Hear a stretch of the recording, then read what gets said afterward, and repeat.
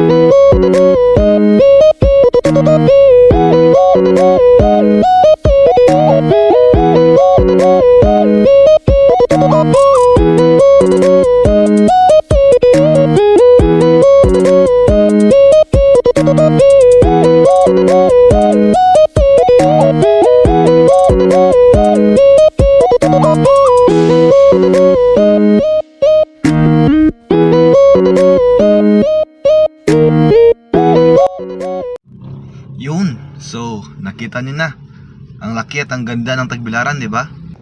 Pero patikim pa lang yun.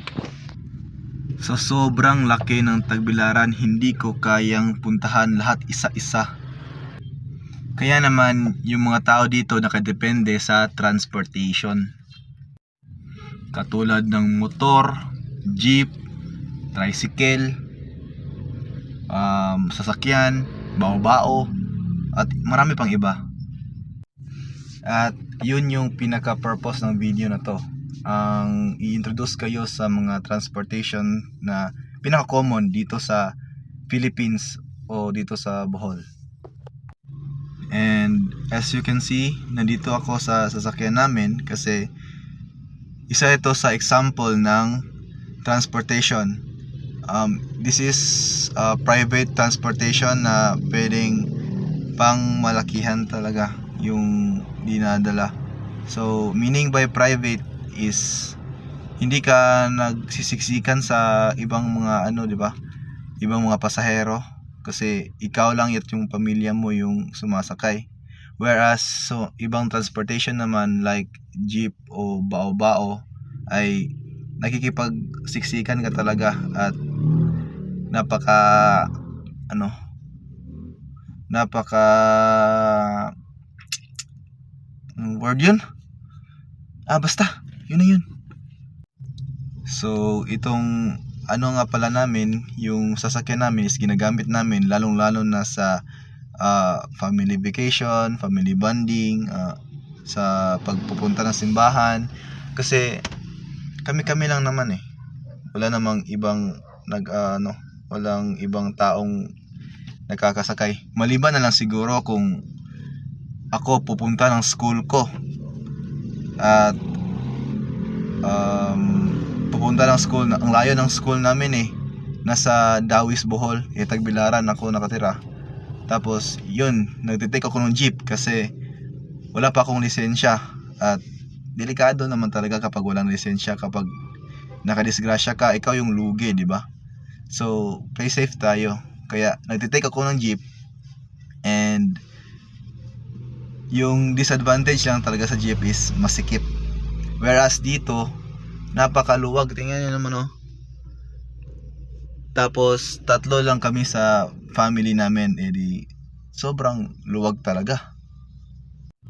Dahil nga wala pa akong lisensya at gustong gusto ko talagang mag-drive talaga, and kating-kati talaga ako na magdadrive, kaya yung ginagawa ko is at least every once a day ako pumupunta sa sasakyan namin, tapos naglalaro nag clutch, nag gear. Minsan pa nga inuon ko yung sasakyan namin, tapos naka neutral lang, tapos nagre-rev para maano yung ng sasakyan, yung engine yung at aside sa sasakyan, may isa pa akong transportation na ipapakita sa inyo. Yun yung babao. Tingnan lang, lalabas muna tayo. Ito siya mga pao, maliit lang.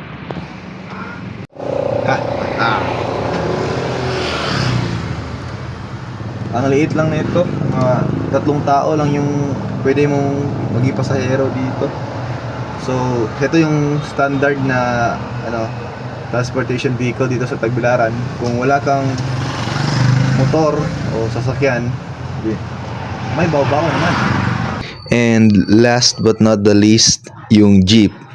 So sa part na to, i-voice over ko na lang kasi nahihiya kong mag-video doon sa jeep kasi ang daming tao. Kaya naman sa part na to, ipapakita ko sa inyo yung klase-klaseng jeep, klase-klaseng forma ng jeep, tapos yung footage ng video kung saan nagta-travel ako na nakasakay sa jeep. And then ito naman yung tinatawag na multicab, which is smaller version ng jeep. And lastly, the footage nung nag-travel ako gamit yung jeep.